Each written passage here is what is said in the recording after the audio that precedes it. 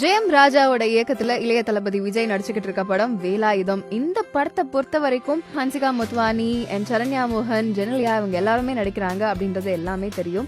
And இந்த படத்தை பத்தி ஜெனிலியா அவங்களோட ட்வீட் பண்ணிருக்கும் பொழுது கிளைமேக்ஸ் சீன் எந்த அளவுக்கு ஒரு டைரக்டரோட பஞ்ச், அவங்க திறமையெல்லாம் காமிக்க கூடிய ஒரு இடமா இருக்கும் அப்படின்னு சொல்லி அவங்க சொல்லியிருந்தாங்க.